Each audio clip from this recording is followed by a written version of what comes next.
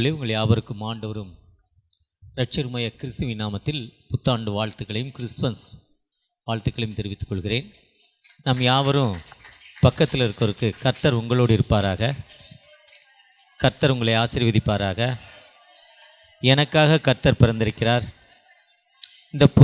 இந்த ஆண்டும் செய்த ஆசீர்வாதம் அடுத்த ஆண்டு எங்களுக்கு ஆண்டவர் செய்வார். இந்த ஆண்டு கொடுத்த ஆசீர்வாதம் அடுத்த ஆண்டு எங்களுக்கு கொடுப்பார். உண்மையாகவே இந்த வருஷத்துடைய கடைசி பகுதி, இன்றைக்கி தேதி 20, ஒரு 11 நாளில் ஒரு புதிய ஆண்டு. இந்த வாரத்துடைய கடைசி நாளுக்கு முந்தின ஆயத்த நாள், இந்த மாதத்தில் 20ஆம் தேதி ஒரு சிறப்பான தேதி. சங்கீதம் 20 படிச்சிங்கன்னா, வானங்கள் தேவனுடைய மகிமையை அறிவிக்கிறது. சில ரதங்களை குறித்தும் குதிரைகளை குறித்தும் மேன்மை பாராட்டுகிறார்கள். நாங்களோ கர்த்தரை குறித்தே. அந்த 20 என்பது மிகவும் ஒரு சூப்பர். அந்த வாரத்தோட கடைசி நாளுக்கு முந்தின ஆயத்த நாள் என்பது ஆண்டவர் எல்லாவற்றையும் படைத்து நல்லது என்று கண்டு மனிதனை உருவாக்கிற நாள். இந்த வாரத்தோட கடைசி நாளுக்கு முந்தின நாள் தான் நமக்காக, நம்முடைய பாவங்களிலிருந்து நம்மை மீட்டு கொள்வதற்காக தன் ஜீவனை கொடுப்பதற்கு சிலுவையில் இயேசு தொங்கினார். இந்த வெள்ளிக்கிழமை என்பது மிகவும் ஒரு சிறப்பான ஒரு நாள். இந்த நாளில் உங்களோடு இருப்பதிலும் விசேஷமாய் விசுவாச கிறிஸ்தவ சபை, கிறிஸ்துவின் பிறப்பின் நற்செய்தி. கிறிஸ்து எதுக்கு பிறந்தார்? ஏன் பிறக்கணும்? இப்போ நான் கூட பிறந்தேன், எதுக்கு பிறந்தேன்? ஏன் பிறக்கணும்? இதுதான் நிறைய பேர் கேள்வி. ஏன் பிறந்தார்? இது நிறைய பேர் கேள்வி. ஏன் இப்போ பிறந்தார்? உலகம் திறந்து 6000 ஆண்டுகளுக்கு முன்னால் பிறந்திருக்கலாம், ஏன் அப்போ பிறக்கலை? இப்படி பலருக்கு பல கேள்விகள். கிறிஸ்து பிறந்ததின் நோக்கம் அந்தகாரத்திலும் மரணத்தில் இருக்கும் மக்களுக்கு விடுதலை தரவும், நம்முடைய கால்களை சமாதானத்தில் வழிநடத்தவும், அவ்விரக்கத்தினாலே அந்த அருணோதயம் நம்மை சந்தித்திருக்கிறது. அருணோதயம்னா விடியல் என்று பெயர். புதிய மொழிபெயர்ப்பு திருவிழத்தில் படிச்சிங்கன்னா, அருணோதயம் என்பது விடியல். விடியல்னா எப்படி இருட்டிலிருந்து ஒரு வெளிச்சத்தை நோக்கி வரும். ராத்திரிலாம் இருட்டு, காலையில் விடியறப்போ பார்த்திங்கன்னா அந்த பளபளன்னு விடியுதும்பாங்க. அந்த விடியல், அதுதான் விடியல். அருணோதயம். அருணோதயங்கிறது சமஸ்கிருதம், விடியல் என்பது தமிழ். இயேசு உலகத்திற்கு வந்த நோக்கம் ஒரு மதத்தை உருவாக்க வரல, ஒரு தனக்குன்னு ஒரு கூட்டத்தை உருவாக்க வரல. இப்போ எங்களை மாதிரி சுவிசேஷகர், இவர் பேசினார், இவர் ஜோம் பண்ணார், நடந்தாங்க, அவருக்கு பின்னால் ஒரு கூட்டம். இப்போ தலைமை போதகர் பிஷப் இருக்காங்க, அவருக்கு பின்னால் ஒரு கூட்டம். அந்த ஐயா எழிநரில் சர்ச்சு வச்சுருக்கார், பெரிய சர்ச்சு கட்டிகிட்டு இருக்கிறார், ரொம்ப பெருசு, பிரம்மாண்டமாக. எழிநரில் வடசென்னையிலே பெருசுன்னு சொல்லலாம், பெரிய பில்டிங் கட்டிகிட்டு இருக்கிறார். ஒரு பிஸ்னஸ் மேன் பிஸ்னஸ்லேருந்து வந்து ஆண்டவருக்காக செய்கிறார், அவருக்குன்னு ஒரு கூட்டம். இந்த பக்கம் சிவாஜி நகர் பாஸ்டர் முத்து ஐயா இருக்கார், ஒரு மளிகை கடை வச்சுருந்தார், எம்ஐடி ஓட்டை எம்ஐடி வச்சுருந்தார், தள்ளிக்கிட்டு தான் போகணும் பாதி நேரம். எனக்கு 25 வருஷமாக தெரியும், 25-30 வருஷமாக தெரியும். ஆனால் ஆண்டுடைய காலை என்னவோ முட்டி மோதி பார்த்தார், அவருக்கு எடுபடலை, மளிகை கடை எடுபடலை. ஆண்டுடைய ஊழியத்தை செய்ய ஆரம்பித்தார். பரிமாணம் நல்ல வளர்ச்சி, நல்ல வளர்ச்சி. ஜெபஸ்டேன் இப்போ நல்ல பெரிய சர்ச், நல்ல பெரிய சர்ச்சை சொந்த இடம் ஆண்டவர் விசுவாசத்தினால கொடுத்துருக்கிறார். இதெல்லாம் நமக்குன்னு ஒரு கூட்டம். ஆனால் இயேசு இருக்கிற வரை சர்ச் இது ஆரம்பிக்கலை. இயேசு இந்த உலகத்தில் வாழ்கிற வரை சர்ச்சை என்ன பண்ணலை? ஆரம்பிக்கப்படலை. அவருக்கு ட்ரஸ்ட் ஆரம்பிக்கலை, தனக்குன்னு ஒரு கூட்டத்தை வச்சுக்கல. இயேசு என்பவர் மனிதனுக்கு விடுதலை கொடுப்பதற்காக வந்தார், மனிதனுக்கு வாழ்வு கொடுப்பதற்காக வந்தார்.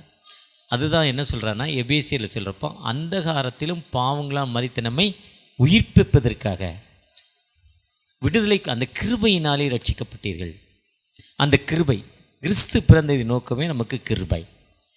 அந்த கிருபை ஏன் இப்போ பிறக்கணும்? 2000 வருஷங்களுக்கு முன்னால் பிறக்கணும். உலக தோற்றம் 6000 ஆண்டுகள், 6000 ஆண்டுகளுக்கு முன்னால் ஏன் உலக தோற்றத்தில் பிறக்கலை? பொதுவாக நான் பேசுவது உங்களுக்கு புரியணுன்னா தமிழில் பேசினா புரியும், பெங்காலிலேயோ ஹிந்திலேயோ இல்லை ஒடியாலேயோ பேசினா உங்களுக்கு என்ன பண்ணாது? புரியாது. ஆனால் நமக்கு ஒடியா, பெங்காலி, ஹிந்திலாம் நமக்கு ஒரே மாதிரி இருக்கும். இப்போ ஹிந்தியில் பாணி என்று பெயர், இதில் பெங்காலியில் ஜொல் என்று பெயர். ஜொல்லுன்னா தண்ணி, இதில் பானின்னா தண்ணி. இப்படி ஒவ்வொரு மொழிக்கும் டிஃப்ரெண்ட்டு இருக்குது. அப்போ இந்த மொழி வேணும். இயேசு கிறிஸ்து பிறந்தது மொழி வேணும். அந்த மொழினா அலெக்சாண்டர் உலகத்தை முதலாவது ஆண்ட அரசர், கிரேக் அரசர். அவர் எங்கே போனாலும் வென்று அவர் கொடியை நட்டிட்டு அவர் மொழி பேச வைப்பார், கிரேக்க மொழி. அதுக்கப்புறம் இந்த ரோம பேரரசு, அவங்க உலகத்தை ஆண்டார்கள். அந்த போக்குவரத்து ரோடெல்லாம் போட்டாங்க. நமக்கு மொழி கிடைக்க வேணும், அதே நேரத்தில் மனிதன் ஞானம் பெற வேண்டும். அது ஷேக்ஸ்பியர் காலம். வாலிபனே எழுந்திரு, வாலிபனே நீ தூங்காத என்று சொன்னார் ஷேக்ஸ்பியர். இப்படிப்பட்ட தலைவர்கள் எல்லாம் பிறந்ததால், அதுக்கப்புறம் பிறந்ததால் இயேசு கிறிஸ்து அந்த டைமிங். ரெண்டாவது, அவர் பிறந்தது ஒரு சரித்திர நாயகன். சரித்திர நாயகனா ஒரு குழந்தை பிறக்கன்னா ஒரு ஆண் பெண் இணைய வேண்டும். ஆனால் ஒரு பெண்ணில் மட்டும்தான் பிறக்கிறார், தூயானுடைய மகிமை. ஆனால் குழந்தையாக, ஒரு மனிதனாக, சாதாரண உலகத்தில் உள்ள வானத்தை பூமி படைத்த ஆண்டோடைய சொந்த குமாரனாக இருந்தாலும் ஒரு மனிதனாக. இப்போ எபிரேயரில் நான் படித்தேன், நான் பரிதவிக்கக்கூட பிரதான ஆசாரியர் இல்லை, நம்மை போல பாடுகளை ஏற்றுக்கொண்ட பிரதான ஆசாரியர். எல்லா விதத்திலும் நம்மை போல பாடுகள் அவருக்கு இருந்தது. நம்ம போல் சாப்பிட்டாரு, நம்ம போல் வாக்கிங் போனார், நம்ம போல் வேலை செஞ்சார். அவர் 30 வயசு வரை கார்பெண்டர் வேலை செஞ்சார். 30 வயசு வரை எல்லா வேலையும் அவருக்கு தெரிஞ்சது. ஒரு அதாவது அந்த காலங்கள் அதாவது ஏற்ற காலங்களில் ஆண்டவர் செய்திருக்கிறார். பிரசங்கி 3ஆம் அதிகாரத்தில் சொல்கிறார், அப்படி ஏற்ற காலங்களில் ஏற்ற வேளையில் இயேசு கிறிஸ்து பிறந்தார். ரெண்டாவது, அவர் பிறந்தது ஒரு சரித்திர நாயகன். அதுக்கு முன்னே உலகத்தில் சென்சஸ் கணக்கு இல்லை, கணக்கெடுப்பு இல்லை. அப்போ இயேசு கிறிஸ்து பிறக்கிறப்ப தான் அந்த கணக்கெடுப்பு எழுதப்படுகிறது. அதுதான் லூக்கா 2 உலகெங்கும் குடிமதிப்பு எழுதுவதற்காக அகசுராயினால் கட்டளை பிறந்தது. அதுதான் இயேசு கிறிஸ்து பிறந்தது. கிறிஸ்துக்கு முன், கிறிஸ்துக்கு பின், ஆஃப்டர் கிரைஸ்ட் பிஃபோர் கிரைஸ்ட், கிறிஸ்துக்கு முன் கிறிஸ்துக்கு பின் என்று சொல்லப்பட்டிருக்கு. இப்படி இயேசு கிறிஸ்து பிறந்ததில் எல்லா நிலையிலும் ஒரு சரித்திரம். அதே நேரத்தில் அவர் வந்ததின் நோக்கம் விடுதலை கொடுப்பதற்காக, டெலிவரன்ஸ் தான், விடுதலை தான். அவர் வந்ததின் நோக்கம் விடுதலை கொடுக்கணும். அந்த விடுதலை பெற அந்த தேவனை நீ சந்திக்கும்படி ஆயத்தப்படு. இன்றைக்கி கொடுக்கப்பட்ட வாக்கு தத்தம் ஒன்று அன்பையான பாஸ்ட் கொடுக்க ஆமோஸில் 5ஆம் அதிகாரத்தை சொல்ல, உன் தேவனை நீ சந்திக்கும்படி ஆயத்தப்படு. நாம் தேவனை சந்திக்க, நமக்கு விடுதலை கொடுக்கும் தேவனை சந்திக்க நாம் எப்படி பண்ணுறோம்? ஆமோஸ் 4ஆம் அதிகாரம் 12ஆம் வசனத்தை சொல்கிறாரு, ஆகையால் இஸ்ரவேலே இந்த பிரகாரமாய் செய்வேன், இஸ்ரவேலே நான் உனக்கு இப்படி செய்ய போகிறபடியினால். அதுக்கு முந்தின வசனத்தை வாசிமா 11.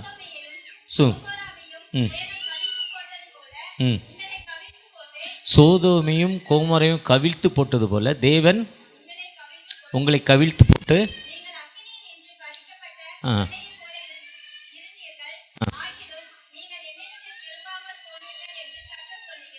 நீங்கள் முன்னால் எப்படி சோதம்னா அது ஒரு மோசமான ஊர், கலாச்சாரம் இல்லை, ரொம்ப மோசமான ஊர், கடவுளுக்கு பிடிக்காத ஊர். ஆபிரகாம் கூப்பிட்டு அந்த ஊரை அழிக்க போகிறேங்கிறார். ஆபிரகாம் சொல்கிறாங்க, ஐயா அழிக்காதீங்க, நல்லவங்களாம் இருக்காங்க. 50 பேர் இருந்தா, 40 பேர் இருந்தா, 30 பேர் இருந்தா, 5 பேர் இருந்தா அழிக்கலப்பாங்கிறார். ஆனால் அந்த மக்கள் ரொம்ப மோசமானவன். லோத்து அங்கே இருந்தார். லோத்து வீட்டுக்கு தேவதூதர்கள் போனாங்க. லோத்து வீட்டுக்கு தேவதூதர்கள் போகிறப்போ அந்த தேவதூதர்களை அவன் வீட்டுக்குள்ளே கூப்பிட்டார். லோத்து வீட்டுக்குள்ளே கூப்பிட்டுட்டு அந்த ஊருக்கார அவனை கூப்பிடு, அவன் யார், அடிக்க போகிறேன் வெட்ட போகிறேங்கிறான். லோத்து சொல்கிறார், அப்பா விருந்தாளுப்பா, அவங்க கெஸ்ட், அவங்கள ஒன்றும் செய்ய முடியாது, அவங்களுக்கு பதில் என்னுடைய பெண் பிள்ளைகளை உங்களுக்கு தர்றேன், என்னன்னாலும் நீ என்னடாங்கள சொல்கிறது, அனுப்பிடாங்கிறான். சொல்ல கேட்கல. வீட்டுக்குள்ளே போகிறதுக்கு போகிறான். வீட்டுக்கு போகிறதுக்கு வாசல் தெரியல அவங்களுக்கு. ராத்திரி ஃபுல்லாக சுற்றி வர்றாங்க. ராத்திரி ஃபுல்லாக சுற்றுறான், வீட்டுக்கு போகிற வாசல் தெரியல. ஏன்னா ஆண்டவர் அவங்க கண்களை அடைச்சிட்டார். அடைச்சிட்டு அந்த அப்புறம் என்ன பண்ணுறாரு, லோத்தை கூப்பிட்டு, நீ இப்போ வெளியே போ, உன் பிள்ளைகளை கூட்டிகிட்டு நீ அப்படி போ, நீ அப்படி போனோன்னா உன் பிள்ளைகளை கூட்டிகிட்டு அப்படி போயிடு, திரும்பி மட்டும் நீ என்ன பண்ணக்கூடாது, பார்க்கக்கூடாது, உன் மனைவியை கூட்டிகிட்டு போங்கிறார். உடனே தன் பிள்ளைகளையும் தன் மனைவியும் கூட்டிகிட்டு வீட்டை விட்டு வெளியே போகிறாரு. வெளியே போகிறோன்னா வானத்திலேருந்து அக்னி விழுது, கந்தகம் விழுது, பொட்டாசியம் விழுது. பொட்டாசியனும் கந்தகமும் என்னென்னா மேலே பட்டுனா கொப்பளம் வந்துடும். விடுதலை புலிகளை அழிப்பதற்கு கடைசியாக விடுதலை புலியை அழிப்பதற்கு யாழ்ப்பாணத்தில் என்ன பண்ணாங்கன்னா அந்த கவர்மெண்ட்டு மேலேருந்து அந்த பொட்டாசியம் அக்னி தான் போட்டுச்சான். இப்போ விவசாயம் அந்த இடத்துல நடக்க முடியல. அந்த இடங்கள்லாம் அப்படியே ஃபயர் ஆகி செடி வரமாட்டுதான். இப்போ யாழ்ப்பாணத்துக்குள்ளே போனால் விவசாயம் அவங்களால பண்ண முடியல. அந்த பகுதியில் உள்ள கிழங்கு எங்கள் அம்மா சொல்லுவாங்க, எங்கள் அம்மா அங்கே வாலிப வயசில் திருமணமாகி அந்த ஊருக்கு போகிறாங்க. பெரிய கிழங்கு, நம்ம ஊரில் மாதிரி மரவள்ளி கிழங்கு, சக்கரவள்ளி கிழங்கு, பெருசு, ரொம்ப பெருசு, அழகாக இருக்குமா, டேஸ்ட்டாக இருக்குமா, அந்த மண்ணுக்கு அப்படி இருக்குமா. அந்த மண்ணெல்லாம் கெட்டு போச்சான். அதே மாதிரி அந்த அக்னியும் பொட்டாசியம் உழுது, அந்த மக்கள் தீ பிடிச்சி எரியுது. அப்போது லோத்து வா இன்னும் தன் மனைவி பிள்ளைகளை இழுத்துக்கிட்டு முன்னால் போகிறார். லோத்தோட மனைவி மட்டும் உலக பிரகாரமாக திரும்பி பார்த்து அதில் உப்புத்தூண் ஆகிட்டா. அந்த உப்புத்தூண் அங்கேயும் இருக்குது. அந்த பொட்டாசியம் அக்கினி விழுந்தால் அந்த கடல், அங்கே ஒரு கடல் இருக்குது, அதுக்கு பெயர் சவக்கடல் என்று பெயர். அந்த கடலில் அந்த அக்கினியும் பொட்டாசியம் விழுந்ததால் அதில் இருக்க உயிரினங்கள் எல்லாம் இறந்துருச்சு. இப்போ இருக்குது அந்த கடல். முன்ன இருந்ததுலேருந்து நான் சொல்வது 4000 ஆண்டுகளுக்கு முன்னால் உள்ள சரித்திரம். இப்போ அந்த கடலுடைய தன்மை எவ்வளோ இருக்குன்னா, அதில் 40% 30% தான், மற்றதெல்லாம் தண்ணி எடுத்துட்டாங்க. அந்த தண்ணி எடுத்து ஸ்கின்ல என்ன டிசீஸ் இருக்கோ மேலே போட்டுட்டு ஒரு 20 நிமிஷம் அந்த டிசீஸ் என்ன நோய் இருக்கோ தோலில் அந்த வியாதி அதை போட்டுட்டா 20 நிமிஷம் இருக்கணும். இருந்துட்டா அப்புறம் நல்ல தண்ணி வெளியே இருக்கும், அந்த நல்ல தண்ணியில் குளிக்கணும். 20 நிமிஷத்துக்கு மேலே இருந்தால் நம்ம உடம்புல ஸ்கின்லாம் கெட்டுரும். தண்ணிக்குள்ளே போனால் நம்ம உள்ளே போவோம், அந்த கடலுக்குள்ளே போனால் நம்ம உள்ளே போக மாட்டோம், மேலே தான் போகும். ஏன்னா இந்த பொட்டாசியமும் கந்தகமும் அந்த தன்மை மேல் நோக்கி இருக்குது, உள்ளே போக முடியாது. ஏன்னா அதில் உயிரினங்கள், மீன் எதுவுமே கிடையாது. அதுக்கு பேர் சவக்கடல் என்று பெயர். அது ஜோர்டான் பகுதியில் இருக்குது. அப்படிப்பட்ட நாடை மாதிரி நீ இருந்த, மோசமானவனாக இருந்த. அந்த 11வது வசனத்தை இன்னொரு தடவை வாசிமா. சோதோமையும் கவிழ்த்து, அந்த சோதம் கோமரை கவிழ்த்து போட்டுட்டா. அதே மாதிரி கவிழ்த்து போட்டது போல உங்களை கவிழ்த்து போட்டேன். நீங்கள் அக்கினிலேருந்து எடுத்து தீயிலேருந்து வெளியே வந்தால் எப்படி இருப்போம்? தீ முகத்தில் பட்டால் எப்படி இருக்கும்? அந்த தோல் எப்படி இருக்கும்? ஒரு மனிதன் 22 விழுக்காடு தான் தீயில வேகலாம். 25 விழுக்காடு ஒரு உடம்புல 25 விழுக்காடு வெந்து போச்சுன்னா உயிரோடு வரமாட்டான். 25 விழுக்காடில் செத்து போவான். 22 விழுக்காடு கொஞ்சம் கஷ்டப்பட்டு காப்பாற்றுவாங்க. பார்ப்பதுக்கு அசிங்கமாயிடுவான். நீ அப்படித்தான் இருந்த. ஆகிலும் நீங்கள் என்னிடத்தில் என்ன பண்ணல? நீங்கள் ஆண்டவர்கிட்ட திரும்பலை. யார்கிட்ட திரும்பலை? கர்த்தர்கிட்ட திரும்பலை. வானத்தையும் பூமி படைத்த ஆண்டவர்கிட்ட நீங்கள் திரும்பலை. வாசிமா. ஆகையால் இஸ்ரவேலே, இந்த பிரகாரமாய் இஸ்ரவேலே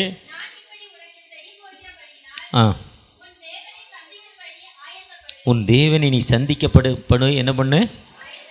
நம் தேவனை சந்திக்கணும். தேவனை எப்படி சந்திக்கிறது? இப்போ பொண்ணு பார்க்க மாப்பிள்ளை வர்றார். எப்படி வருவார்? உனக்கு கல்யாணம் ஆகிட்டா? ஆயிட்டு. உனக்கு கல்யாணம் ஆகிட்டா? ஆயிட்டு. பொண்ணு பார்க்க மாப்பிள்ளை வருவார். எப்படி வருவார்? முடி வெட்டி ட்ரிம் பண்ணி, இப்போ தாடி வச்சுக்கிறாங்க இளைஞர்கள். என்ன பண்ணுறான்? அதை ட்ரிம் பண்ணி இழுத்து விட்டு செண்டு போட்டு முடியை அழகாக பண்ணி அந்த கோட்டு சூட்டு வாடகை கூட விற்கிறாங்க. ரொம்ப நாளாக மின்ட்டில் போட்டு கோட்டு சூட்டு வாடகை கிடைக்கும். மின்ட்டு பிரிட்ஜ் இறக்கத்தில் இருக்குது. இல்லைனாலும் கோட்டு சூட்டு போட்டு எப்படி ஒரு அழகா. பொண்ணு என்ன பண்ணுது? பியூட்டி பார்லர் போய் ஒரிஜினாலிட்டி கெடுத்து ரெடியாக இருக்குது. பிறந்த குழந்தைய பார்க்க போனால் என்ன பண்ணுறோம்? பான் பேபின்னு ஒரு கடைக்கு போய் அங்கே விற்கிற 10 ரூபா பொருளை 25 ரூபா கொடுத்து வாங்கி அந்த குழந்தைய பார்க்க போகிறோம். சரி, செத்து போகிறவனை பார்க்க போகிறோம். எதுக்கு?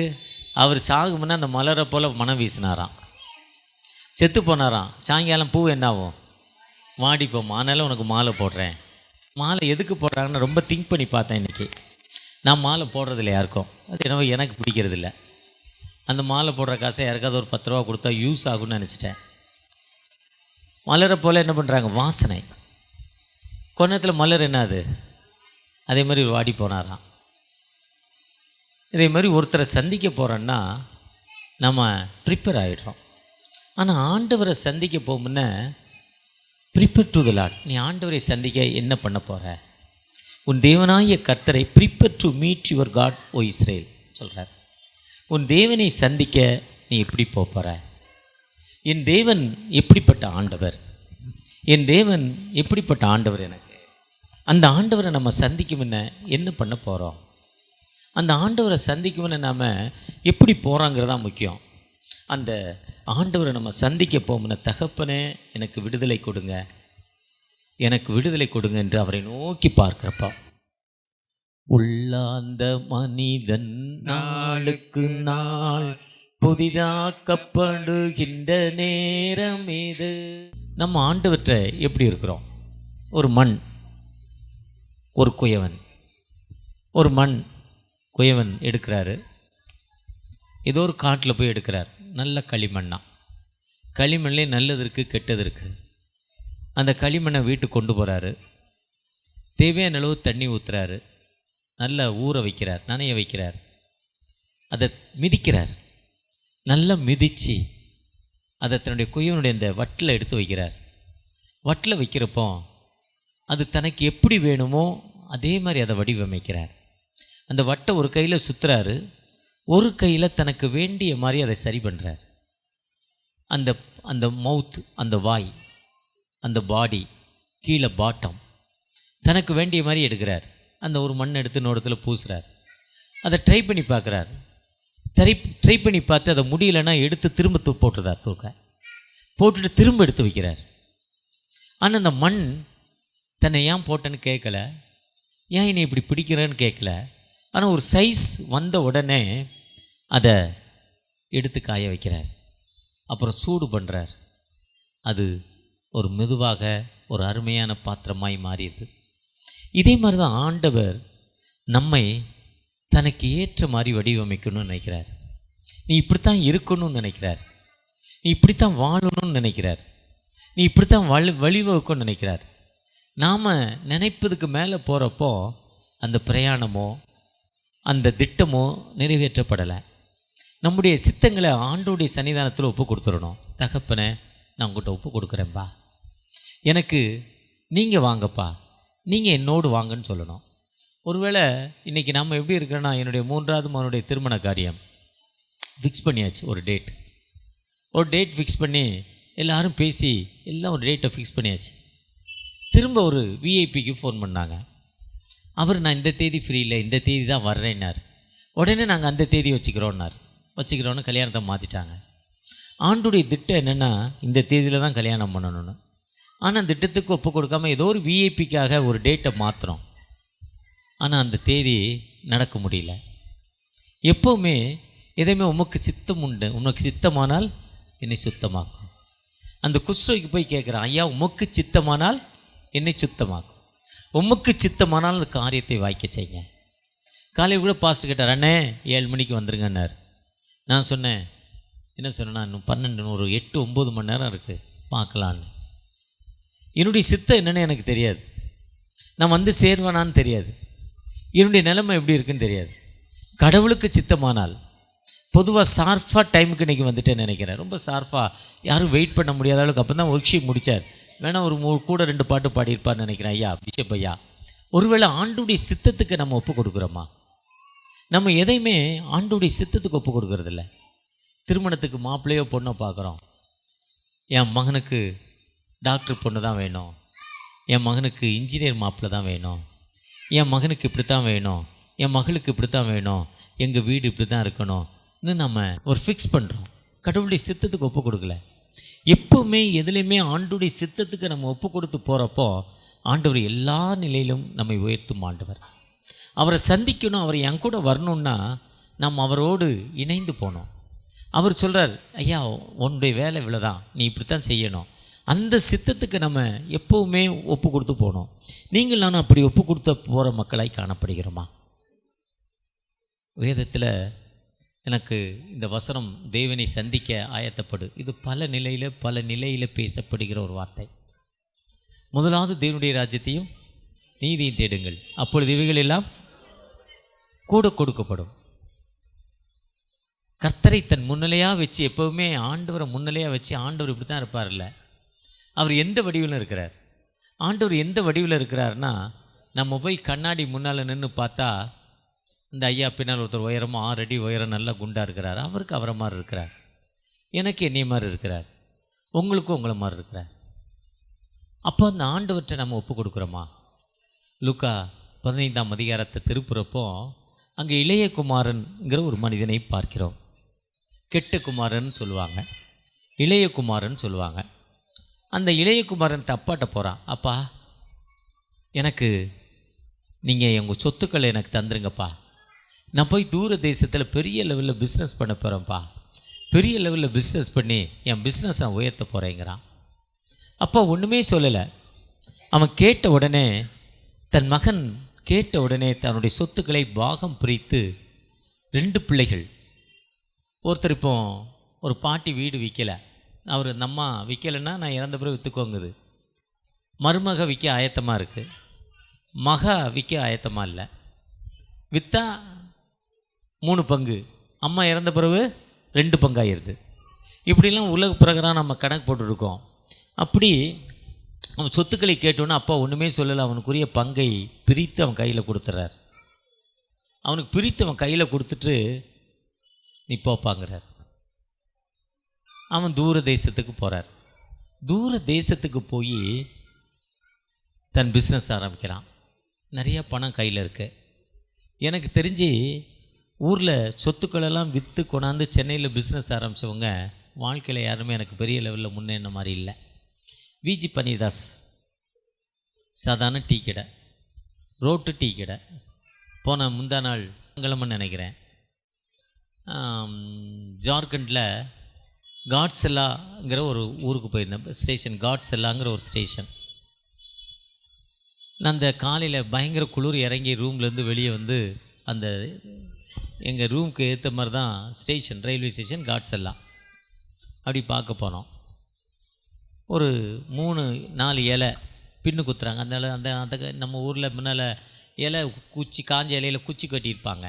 இப்போ பேப்பர் பிளாஸ்டிக் வந்துட்டு 3 இலை பச்சை இலை கையில் வச்சா சரியாக இருக்குது. அதில் 3 இட்லி சட்னி 10 ரூபா. சூப்பராக இருக்குது. நாங்கள் ஒரு 3 இட்லி கடையாக ரோட்டில் வாங்கி சாப்பிடவா, சைக்கிளில் வச்சு விற்கிறான், அதை வாங்கி சாப்பிடவா என்ன நினச்சோம். அதில் ஒருத்தர் வந்தவர், இல்லையா டேஸ்ட் பார்த்துருவோமேனார். டேஸ்ட் பார்த்துருவோன்னு அவர் 3 இட்லியை வாங்கினார், பீஸ் பண்ணார், குச்சி கொடுக்குறான் ஸ்டிக்கு. ஏன்னா இந்த கையில் எப்படி கை கழுவெல்லாம் தண்ணி அவங்ககிட்ட வாஷ் பேஷன்லாம் இல்லை. சாப்பிட்டு பார்த்தா அவ்வளோ டேஸ்ட். அந்த சைக்கிளில் அந்த இட்லி சட்னி பிஸ்னஸ் 4-5 வண்டி அந்த பஸ் ஸ்டாண்டில் இருக்குது. வாங்கிட்டு கொடுன்னு ஓடுறாங்க. 6 இட்லி சாப்பிட்டா எவ்வளவு? 20 ரூபா. சூப் போதுங்கிறாங்க. நல்லா சாப்பிட்றவங்களும் 6 இட்லி போதுமா 20 ரூபாய்க்கு. சட்னியும் ரொம்ப நல்லாயிருக்கு. அந்த ஊரில் அந்த மசாலா ஒரு பெப்பர், இந்த ஒரு மசாலா போடுவாங்க, அந்த மசாலா போட்டு கொடுக்குறான். அது அந்த நார்த் இந்தியனுடைய பழக்கம் அது. இதே மாதிரி ஒன்றும் இல்லாமல் யாரெல்லாம் சென்னைக்கு வந்தாங்களோ இதே மாதிரி தான் விஜிபி ஒரு நாள் சைக்கிளில் தான் என்ன பண்ணார், டீ விற்றார். சைக்கிளில் டீ விற்கிறப்போ ரேடியோ வந்த காலம், டிரான்சிஸ்டர் வந்த காலம். அந்த மறுபடி ரேடியோ எப்படி இருப்பார் பாருங்க, பையன் இப்படி வச்சுருப்பார். அந்த மறுபடி ரேடியோ வாங்கி அவர் டீ குடிக்கிறவங்கள பாட்டு கேட்குறதுக்கு பாட்டு ஆன் பண்ணார். அப்போது என்னைய மாதிரி ஒரு ஆள் போய் எவ்வளோ பாடினார். அப்போ எனக்கு 1 ரூபா 2 ரூபா வந்திருக்கோம் மறுபடி ரேடியோ. ரேடியோ பார்த்துருக்கீங்களா? நான் வந்து வேடிக்கையாக பார்த்துருக்கேன். பெரிய ரேடியோ, திரும்பினோன்னு உள்ள லைட் எரியும். ஒரு பக்கம் திரும்பினா ஆன் ஆகும், லைட் எரியும், அப்புறம் சவுண்டு வரும். இன்னொரு பக்கம் தானே அந்த முள் போகும். 2 பேர் 3 பேர் பேசுவாங்க. வேறு ஒரு கனெக்டும் கிடையாது. நான் ஒரு ரேடியோக்குள்ளே எட்டி பார்த்துருக்கேன் எத்தனை பேர் உள்ளே இருக்காங்கன்னு. ரொம்ப நேரம் தேடி பார்த்துருக்கேன் சின்ன வயசில். அந்தளவுக்கு ஒரு காலங்களில் அந்த ரேடியோ விற்று இன்றைக்கி இந்தியாவில் பெரிய பணக்காரில் ஒருத்தர் விஜிபி. அதே மாதிரி எம்ஏ ஜேக்கப் கம்பெனி தலையில் பாய் விற்றார். ஒரு நாளைக்கு ஒரு பாய் விற்குமா, 25-30 பாய் ஏற்றுட்டு போவாராம். மெரினா பீச்சில் இந்த மே மாதத்தில் ஒரு மீட்டிங், மார்ச் மாதத்தில் ஒரு மீட்டிங் நடக்கும். விடுதலை நற்செய்தி கூட்டங்களும் விடுதலை கூட்டங்களும் பெண்டிகாஸ்காரங்க நடத்துவாங்க. அதில் போய் பின்னால் உட்காந்தாராம். காணிக்கை பற்றி பேசினாங்களாம். அவர் சொன்னாராம், இன்றைக்கி காலையிலேருந்து 25 பாயை தலையில் வச்சு 25-30 கிலோமீட்டர் சுற்றி விற்றுருக்கேன், ஒரு பாய் கூட விற்கலை. காணிக்கை கொடுத்தா உங்களை கர்த்தர் ஆசீர்வதிப்பான்னு சொன்னீங்களே, நாளைக்கு நான் விற்றுட்டு இது எல்லாத்தையும் விற்றுட்டேன்னா உங்களுக்கு காணிக்கை கொடுக்குறேன்னு ஜோம் பண்ணாராம். அவர் பேசிக்கிட்டார் ஆண்டவர்கிட்ட. ஜோம் பண்ணிவிட்டு அடுத்த நாள் பாய் எடுத்து போனாராம். 12 மணிக்கெலாம் விற்று போச்சான். இப்போ 25 பாயும் விற்றுட்டான். இன்றைக்கி பாரிஸில் எம்ஏ ஜேக்கப் கம்பெனி எவ்வளோ பெரிய கம்பெனி. விஜி பன்னீர்தாஸ் தமிழ்நாடு ஃபுல்லாக எங்கே பார்த்தாலும் விஜிபி இடம், ரியல் எஸ்டேட்டு, எவ்வளோ பெரிய ஆட்கள். இதுதான் சென்னைக்கு யாருமே கொண்டு வந்தவங்க யாருமே முன்னேறலை. ஊர்லேருந்து அப்பா அம்மாட்ட பணம் வாங்கிட்டு வந்தவங்க அந்த கஷ்டம் தெரியாது, இங்கே வந்து லாஸ் ஆகிட்டாங்க. அந்த சினிமாவில் வடிவேலு காமெடி பார்த்தா கரெக்டாக சொல்லுவார். அதே மாதிரி கஷ்டம் வேதனை மத்தியில் இருந்தால் தெரியும். அந்த இளையகுமாரனுக்கு வேதனை இல்லை, துன்பம் இல்லை, சந்தோஷமாக இருந்தான், நண்பர்கள் இருந்தாங்க, உலக பிரகாரமாக எல்லா பழக்கங்களும் அவன்கிட்ட இருந்தது. கஞ்சா இருந்தது, தண்ணி இருந்தது, சிகரெட் இருந்தது, எல்லா பழக்கங்களும், சீட்டு விளையாடு, ரம்மி விளையாட்டு, பெம்பளை, எல்லா பழக்கமும் இருந்துச்சு. நண்பர்கள் இருந்தாங்க. பணங்கள் எல்லாம் முடிந்து விட்டது. நண்பர்கள் இல்லை, நண்பர்கள் இல்லை, உணவு இல்லை.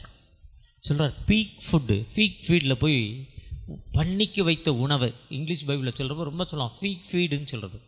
பண்ணிக்கு வைத்த உணவை போய் போகிறான் உணவு இல்லாமல். அந்த உணவு இல்லாமல் அவன் சாப்பிட்றப்போ அந்த பன்னியோடைய ஓனர் வந்து சொல்கிறான், டேய் பண்ணிக்கு வச்ச தவிட்ட சாப்பிடாத, அடித்து விரட்டுறான்.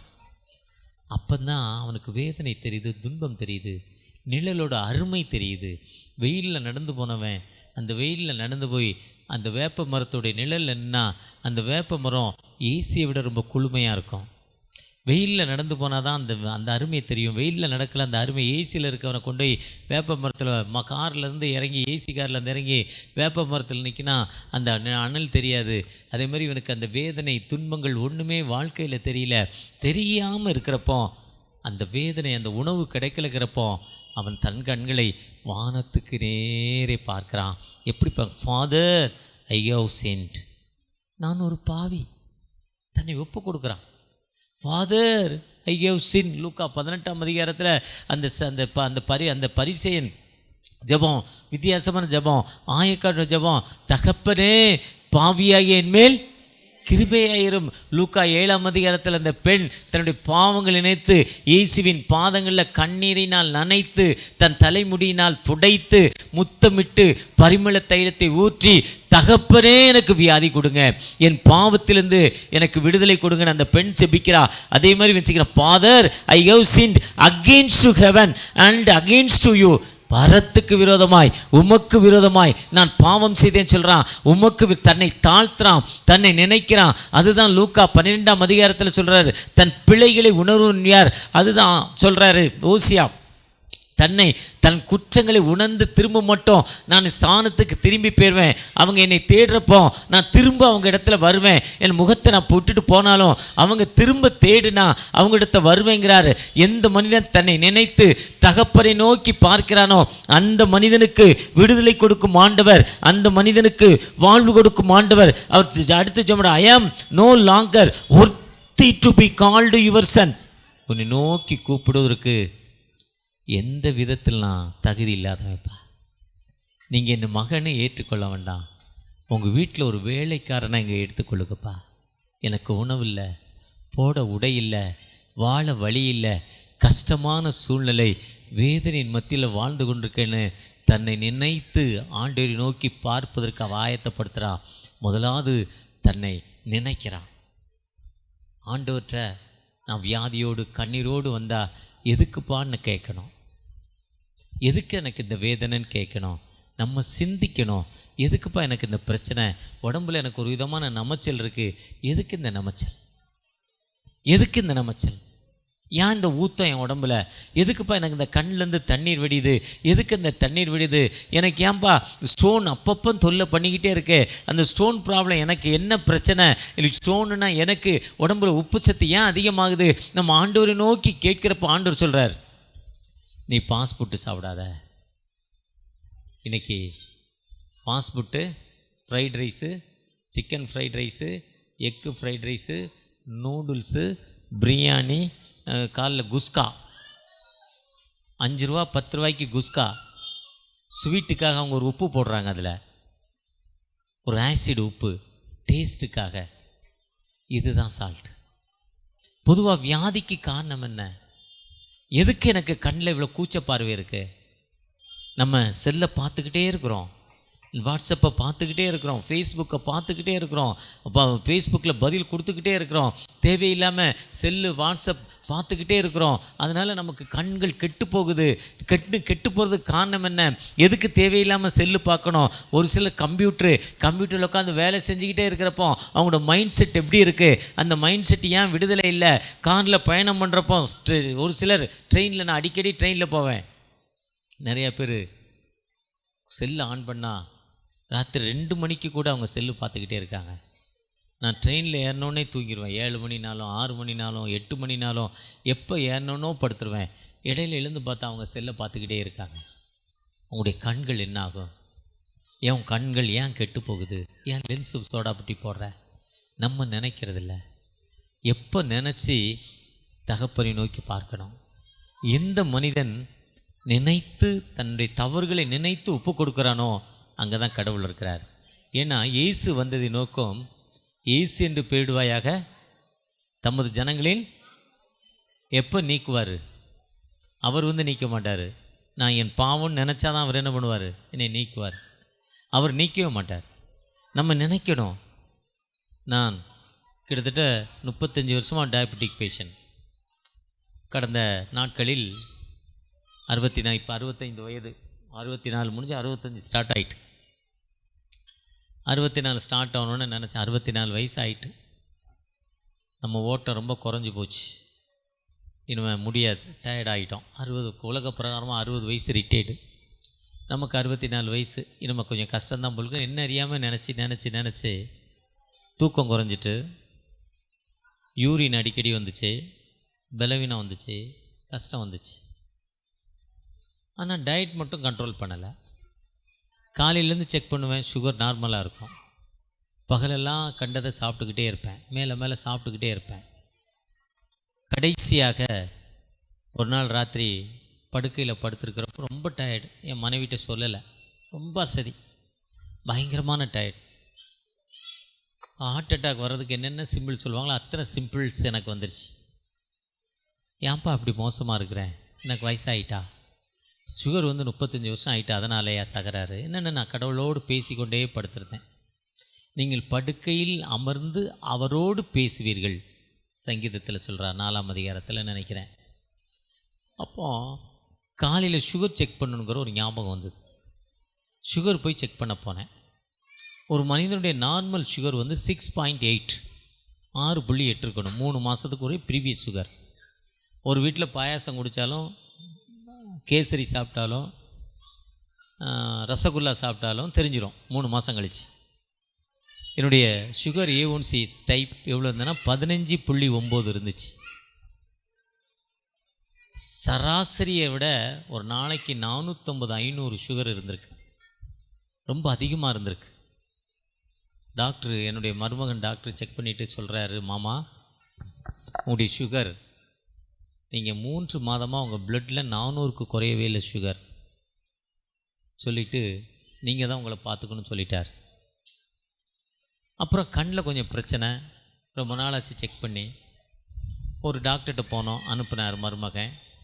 அந்த டாக்டர்கிட்ட போனால் கண்ணை செக் பண்ணிவிட்டு உங்களுக்கு கேட்ராக்ட் பண்ணணுன்னாங்க. அந்த அம்மா சொன்ன ஸ்டைல் எனக்கு கொஞ்சம் பிடிக்கல. இன்னொரு டாக்டர்கிட்ட போனேன். அவங்ககிட்ட இந்த அம்மா செக் பண்ணதை சொல்லலை. அவர் சொன்னால் வைட்டமின் டேப்லெட் சாப்பிடுங்க, சரியாயிடும், 6 மாதம் கழித்து பார்க்கலான்ட்டார். அந்த அம்மா சொன்னதுக்கு இவர் சொன்ன ஸ்டேட்மெண்ட் ரொம்ப தப்பு, சரியில்லை, எனக்கு திருப்தி இல்லை. 3ஆவது இன்னொரு என்னுடைய ரெகுலராக செக் பண்ணுற டாக்டர்கிட்ட போனேன். அவர் சொன்னார், உங்களுடைய கண்கள், நீங்கள் ஒரு 10 வருஷத்துக்கு மேலே ஒரு டெஸ்ட் எடுத்தீங்க, அந்த டெஸ்ட் வச்சுருக்கீங்களான்னு கேட்டார். கண்ணை உள்ளாத 3ஆவது விழித்திரையை செக் பண்ணுற ஒரு டெஸ்ட். அவர் கேட்டோன்னே ஷாக் ஆகிட்டு, ஏன் டாக்டர் அப்படி கேட்குறீங்க, கண்ணில் பிரச்சனை இருக்கான்னு சொல்லிவிட்டு நான் 2 டாக்டர் சொன்ன நிலைமையை சொன்னேன். அப்போ சொன்னார், உங்கள் கண்களுக்குள்ளே ஒரு லென்ஸ் இருக்கும், அது இந்த முடியோட அளவு, முடியோட சின்னது. அந்த லென்ஸில் 90 விழுக்காடு உங்களுக்கு கெட்டு போச்சு. இந்த கண்டிஷனு தான் உங்கள் கண்ணு தெரியாமல் ஆகணும். காட்ஸ் கிரேஸ், இந்த ரைட்டே உங்களுக்கு கண்ணு தெரியுது. சுகருடைய அளவு நீங்கள் ரொம்ப அதிகமாக வச்சுருக்கீங்க, நார்மல் பண்ணுங்கன்ட்டார். எப்போ நம்ம சிந்திச்சு ஆண்டவர்கிட்ட போய் பார்க்குறோமோ ஆண்டவர் விடுதலை கொடுக்கும் ஆண்டவர். என்னுடைய வியாதிக்கு காரணம் என்ன, என்னுடைய பிரச்சனைக்கு காரணம் என்ன, என் கணவரோடு ஏன் எனக்கு உறவு நல்லா இல்லை, என் கணவரோடு ஏன் அமைதி இல்லை, என் மகனோடு ஏன் உறவு இல்லை, என் மருமகளோடு ஏன் உறவு இல்லை, என்னுடைய பிரச்சனைக்கு காரணம் என்ன. நீங்கள் அந்த பிரச்சனையின் மத்தியில் ஆண்டவரை நோக்கி பார்க்குறப்போ அந்த ஆண்டவர் விடுதலை கொடுக்கும் ஆண்டவர். அந்த ஆண்டவர் நீங்கள் யாராக இருந்தாலும் சரி, நீங்கள் எந்த மதமாக இருக்கலாம், ஏதோ இன்றைக்கி பாஸ்டர் கூப்பிட்டாரு, இன்றைக்கி ஏதோ ஒரு கிஃப்ட் கிடச்சி வந்திருக்கலாம். இந்த கிஃப்ட் ரொம்ப நேரம் நமக்கு உதவாது. ஆனால் எப்போவுமே ஒரு நித்திய வாழ்வை கொடுக்கும் ஆண்டவர் நம்மோடு இருக்கிறார். ஒரு நித்திய வாழ்வு. அந்த ஆண்டவர் எப்போவுமே நல்லவராக இருக்கிறார். அதிசயம் மானவர் ஆறுதல் தருகிறார். அவர் அவங்க அப்பாட்ட வந்து சொல்கிறாரு, அப்பா உமக்கு விரோதமாய் பரத்துக்கு விரோதமாய் பாவம் செய்தப்பாங்கிறப்போ அவங்க அப்பா ஒன்றுமே சொல்லலை.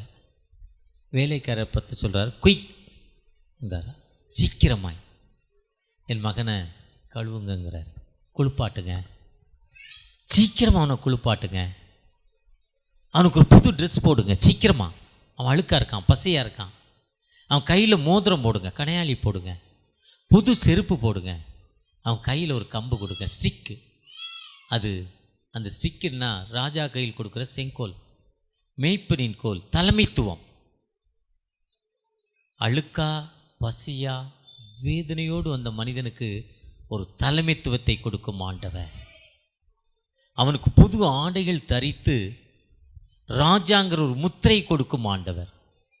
ஒருவேளை எப்படிப்பட்ட நிலைமையில் வந்தாலும், நீங்கள் யாராக இருந்தாலும் பரவாயில்ல, எந்த மதம் எந்த ஜாதியாக இருந்தாலும் பரவாயில்ல, உன் ஜீவனுள்ள தகப்பனை நோக்கி நீ சந்திக்க ஆயத்தப்படுறப்போ உன்னை தாழ்த்தி ஒப்பு கொடுத்து, நான் ஒன்றுமே இல்லைப்பா இந்த உலகத்தில், என் பணம் பொருள் ஒன்றுமே இல்லை, என்னுடைய அந்தஸ்து ஒன்றும் இல்லை, என் படிப்பில்லை, ஒன்றுமே இல்லைப்பா, எனக்கு ஒரு விடுதலை கொடுங்க, என்னை ஆயத்தப்படுத்துங்கப்பா, என்னுடைய வேதனையை மாற்றுங்க, கண்ணீரை மாற்றுங்க நீங்கள் கேட்குறப்போ, இப்போ நீங்கள் என்ன துன்பம், என்ன கண்ணீர், என்ன பிரச்சனை, எப்படிப்பட்ட ஒரு ஸ்டமக் பெயினில் இருந்தாலும் சரி, எப்படிப்பட்ட ஒரு கேன்சர் டியூமரில் இருந்தாலும் சரி, டியூமருங்கிற ஒரு கட்டியில் இருந்தாலும் சரி, அதிலிருந்து ஒரு முழுமையான ஒரு விடுதலை கொடுக்கும் ஆண்டவர். எனக்கு அந்த விடுதலை கிடைக்குமா? ஐயா, எல்லாத்துக்கும் கிடைக்காது. யாரு விசுவாசத்தோடு தகப்பனே எனக்கு இந்த விடுதலை கொடுக்கும்னு கேட்கீங்களோ, அங்கே ஆயிரக்கணக்கான மக்கள் இருந்தாங்க. ஆனால் அந்த ஒரே ஒரு குஷ்டரோகிக்கு மட்டும் தான் கிடைச்சது. ஆயிரக்கணக்கான கண் தெரியாத மக்கள் இருந்தாங்க. தாவீதின் குமாரனே எனக்கு இறங்கும், son of David please help you, எனக்கு இறங்குங்கப்பான்னு அந்த எந்த தாவீதின் குமாரனே அழைத்தானோ அந்த குருடனுக்கு தான் வாழ்வு கிடைச்சது. நீங்கள் நானும் எந்த மனிதனை நோக்கி தகப்பனே எனக்கு விடுதலை கொடுங்கன்னு கேட்கிறப்போ அந்த தகப்பன் உங்களுக்கு விடுதலை கொடுக்கும் தகப்பன். நீங்க என்ன நோக்கத்தோடு இந்த இடத்துல விசுவாச கிறிஸ்து சபைக்கு வந்திருக்கீங்களோ தெரியாது, ஆனா வந்த நோக்கம் விசுவாசத்தோடு நீ கர்த்தரை நோக்கி பார்க்கிறப்போ உனக்கு ஒரு விடுதலை கொடுக்க ஒரு ஆயத்தமுள்ள தகப்பனாய் காணப்படுகிறார். கடந்த நாளில் போன செவ்வாய்க்கிழமை வெஸ்ட் பெங்கால் ஒரு சர்ச் டெடிகேஷன், ரொம்ப உள்ள தள்ளி சுந்தர்பன்ஸ்னால் சதுப்பு நில காடுகள், ஈரமாக இருக்குது, தண்ணி கூடும் குறையுமா, ஒரு ஆத்தோரமாக ஒரு சர்ச்சை திறப்புறதுக்கு போனோம். 1 கிலோமீட்டர் மட்டும் கிட்டத்தட்ட அரை மணி நேரம் போயிருக்கோம். சின்ன ரோடு, ரொம்ப பின்தங்கின ஒரு பகுதி, ஊருக்கு உள்ளே தள்ளி சர்ச், கீழே தரையிலிருந்து ஒரு 10 அடிக்கு மேலே 8 அடிக்கு மேலே தான் சர்ச். எதுக்குன்னா திடீர்னு தண்ணி வருமா. அந்த அம்மா ஒரு சர்ச்சுக்கு இடத்த கொடுத்து, ஒரு வயதான அம்மா 50,000 ரூபா பணம் கொடுத்துருக்கு. நான் சொன்னேன், அந்த அம்மாவை சாட்சி சொல்லுங்கன்னு. அந்த அம்மா சொல்லுது, நான் ஒரு வியாதினால் கஷ்டப்பட்டேன், பிரச்சனையினால் வேதனையோடு துன்பத்தோடு இருந்தேன். அந்த துன்பத்தோடு இருக்கிறப்போ இந்த மிஷினரி வந்து எனக்கு ஜெபம் பண்ணார், ஆண்டவர் எனக்கு விடுதலை கொடுத்தாரு. அந்த ஆண்டவரை தரிசிக்கணும், எனக்கு ஒரு ஆலயம் வேணும்ப்பா, நீங்கள் ஒரு கட்டி தருவீங்களான்னு கேட்டேன். அவர் கேட்டார், இடம் கொடுத்தேன், 50,000 ரூபா பணம் கொடுத்தேன், 9 லட்ச ரூபாயில் ஒரு சூப்பர் சர்ச்சு கட்டி ஆண்டவர் எங்களுக்கு கொடுத்துருக்கிறாரு, எனக்கு வாழ்வு கொடுத்தாரு, நான் ஆண்டவருக்கு காணிக்க கொடுத்தேன். நாங்கள் ஒருவேளை நீங்கள் நானும் ஆண்டவரை சந்திக்க இந்த காஸ்பல், இந்த பிறப்பின் நற்செய்தி என்பது எல்லாத்துக்குமே கிறிஸ்தவத்தில் பைபிளில் டேட் இருக்கும். இயேசு கிறிஸ்து டேட் மட்டும் சொல்லப்பட்டிருக்காது. இந்த தேதி தான் இயேசு பிறந்தான்னு சொல்லப்பட்டிருக்காது. எந்த மனிதன் மனம் திரும்பி தகப்பனே உமக்கு விரோதமாய் பரத்துக்கு விரோதமாய் பாவம் செய்தேன்னு சொன்னானோ அன்னைக்கு தான் அவனுக்கு புது ட்ரெஸ்ஸு, அன்னைக்கு தான் கையில் மோதிரம், அன்னைக்கு தான் மேய்ப்பனின் தலைமைத்துவம் கோல், ஒரு ஹெட்டு, ஒரு அரசனுடைய கோல் அவனுக்கு கொடுக்கப்பட்டுச்சு. அங்கே பெரிய விருந்து கொண்டாட்டம் கொண்டாடப்பட்டது. என்னைக்கு மனம் திரும்பி நம்மை உருவாக்கின தகப்பனை நோக்கி பார்க்கிறோமோ அந்த தகப்பன் உங்களுக்கு விடுதலை கொடுக்க ஒரு ஆயத்தமுள்ள தகப்பனாய், அந்த தகப்பன் உங்களுக்கு அற்புதத்தை செய்ய ஒரு ஆயத்தமுள்ள தகப்பனாய் அந்த தகப்பன் உங்களை சந்திக்க வந்திருக்கிறாரு. அந்த சந்திக்க வந்திருக்க தகப்பட்ட நம்மை பரிசுத்தப்படுத்தி, பரிசுத்தம் இல்லாமல் நான் பரிசுத்தர் நீங்களும் பரிசுத்தராக இருங்கள் என்று 1 பேதுரு 1:15 சொல்கிறார். லேவியராக 19 சொல்கிறார். 2 என் ஜனங்களை பரிசுத்தப்படுத்துங்கிறாரு. யாத்ரா 19ஆம் அதிகாரத்தில் சொல்கிறார் என் ஜனங்களை பரிசுத்தப்படுத்துங்கிறாரு. ஒருவனும் பரிசுத்தம் இல்லாமல் எனக்கு சன்னிதானத்துக்குள்ளே வர முடியாதுங்கிறார். பரிசுத்தம் என்பது ஐயா மனதில் இருக்க நம்முடைய கரைகளை விட்டுட்டு, பெருமைகளை விட்டுட்டு, அக்கிரம சிந்தைகளை விட்டுட்டு தகப்பனை நோக்கி எனக்கு விடுதலை கொடுங்கன்னு கேட்கிறப்போ அந்த தகப்பன் இப்போ நம்மோடு வந்து நமக்கு ஒரு விடுதலை கொடுக்க ஒரு ஆயத்தமுள்ள தகப்பனாய் காணப்படுகிறார். ஒரு விசை கூட எங்களோடு வந்திருக்கீங்க. என்னுடைய அன்பு சகோதர சகோதரிகளை உமது கரத்தில் தருகிறோம். இந்த தகப்பன் எனக்கு விடுதலை கொடுப்பாரா? ஒரு சகோதரி கேள்வி கேட்குறாங்க. என் பிரச்சனையை தீர்க்க முடியுமான்னு ஒரு சகோதரி கேள்வி கேட்டுவிட்ருக்காங்க. நீர் வானத்தை பூமி படைத்த சர்வமுள்ள தேவன், என் நாமத்தினால் எவைகளை கேட்டாலும் அவைகளை தருவேன்னு சொல்லியிருக்கீங்க. உங்கள் இருதயம் கலங்காதிருப்பதாக, என்னிடத்தில் விசுவாசமாக இருங்கள் நான் என்று சொல்லியிருக்கீங்க. நான் உங்கள் ஸ்தலத்தை ஆயத்தம் பண்ணி உனக்கு விடுதலை கொடுப்பேன்னு சொல்லியிருக்கீங்க. அப்படிப்பட்ட விடுதலை கொடுக்கிற தகப்பன் யார் உம்மை நோக்கி பார்த்தாங்களோ அந்த மக்களுக்கு நீர் விடுதலை கொடுக்கிற தகப்பன் அல்லவா? அந்த மக்களுக்கு வாழ்வு கொடுக்கிற தகப்பன் அல்லவா? என் ஆத்துமாவே நீ ஏன் கலங்குகிறாய்? இறைவனை நோக்கி காத்திரு, அவர் சமூகத்தில் ரட்சிப்பு நிமித்தான் நான் இன்னும் அவரை துதிப்பேன் நீங்கள் சொல்லுகிற பிரகாரமாய் ஒரு விசை கூட உம்மை நோக்கி பார்க்கிற மக்களுக்கு தகப்பனே அந்த டியூமர், அந்த தலையில் இருக்கிற அந்த டியூமர்லேருந்து ஒரு விடுதலை, தலைக்குள்ளே இருக்கிற அந்த கட்டி தகப்பனே பயங்கரமான தலைவலி வரப்ப என்னால் முடியல, நான் மாத்திரை மருந்தில் வாழ்ந்துட்டு இருக்கேன், அந்த டியூமர்லேருந்து எனக்கு விடுதலை கிடைக்குமா? ஏக்கத்தோடு ஜெபிக்கிற அந்த அன்பு மகளுக்காகப்பா. வயதான காலங்களில் எல்லாரும் கைவிடப்பட்ட நிலைமையில் இருக்கிறேன், எனக்கு விடுதலை கிடைக்குமா? என் மாமியாரை பண்ண நான் கொடுமை, என்னுடைய கொடுமை மாமியாரை பண்ணேன், இன்றைக்கி மருமக எனக்கு அவ்வளோ பெரிய கொடுமை பண்ணி கொண்டிருக்கா. ஒரு விசை கூட எனக்கு மனமிறங்கி உங்களுடைய பாதத்தில் வருகிறேன், மன்னித்து எனக்கு விடுதலை கொடுங்கப்பா, விடுதலை கொடுங்க. ஏக்கத்தோடு ஜெபிக்கிற அந்த தாயாருக்காக தகப்பனே ஐயா, என்னை பல கஷ்டங்கள் பல துன்பங்கள் மத்தியில் அமைதி இல்லாத நிலைமையில் இருக்கிறேன், எனக்கு ஒரு விடுதலை கொடுங்க. இந்த குளிர்காலத்தில் எனக்கு வீசிங் ப்ராப்ளம், இழுப்பு சளி, அந்த கொடிய வியாதியிலேருந்து எனக்கு இழுப்புலேருந்து அந்த வீசிங்லேருந்து எனக்கு விடுதலை கிடைக்காதா? ஒரு விசை கூட மனமிறங்க. ஏக்கத்தோடு ஜெபிக்கிற அந்த அன்பு மகளுக்காக தகப்பனே ஒரு விசை கூட கண்ணீரோடு என் மகளுக்கு ஒரு பெண் மாப்பிள்ளை கிடைக்கல, நல்ல மாப்பிள்ளை கிடைக்குமா? ஒரு விசை கூட ஏக்கத்தோடு ஜெபிக்கிற அந்த அன்பு மகளுக்காக தகப்பனே ஒரு விசை கூட மனமிறங்க. ஆசீர்வதிங்க. அறுவடை மிகுதி